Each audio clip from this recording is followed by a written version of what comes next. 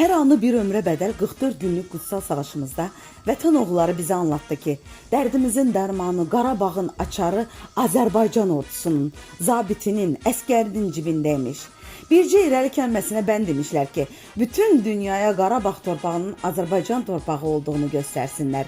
Bircə himəbənd demişlər ki, bu torpağın nə cəngavərlər yetişdirdiyini bütün bəşəriyyətə ispat etsinlər.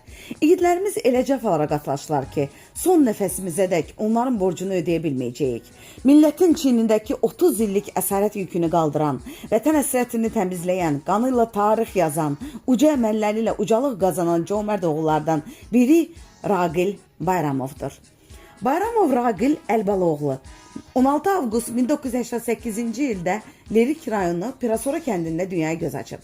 1995-ci ildə Azər Tahməzov adına orta məktəbin 1-ci sinfinə daxil olub. 2006-cı ildə orta məktəbi bitirib. Daha sonra Kooperasiya Universitetinə daxil olub. 2012-ci ildə universiteti bitirib, hərbi xidmətə yola düşür. Hərbi xidmətdə olduğu zaman zabit hazırlığı kursunu bitirir, xidmətə leytenant rütbəsində davam edib. 2020-ci il sentyabrın 27-sində Cənab Ali Baş Komandanın əmrinə əsasən işğal altında olan torpaqlarımızı azad etmək üçün xüsusi əməliyyat taburunda döyüşə qatılır. İlk döyüş yolu Kəlbəcər, Muroddağı istiqamətində, daha sonra Cəbrayıl, Füzuli və Xocavənd rayonu uğrunda gedən döyüşlərdə iştirak edib. Noyabrın 3-də Xocavənd rayonu uğrunda gedən döyüşdə düşmən tərəfindən açılan atəş nəticəsində sağ qolundan yaralanıb. Təxliyə olunub, ilk öncə Füzuli, daha sonra Ucar Mərkəzi Xəstəxanasında müalicə alıb.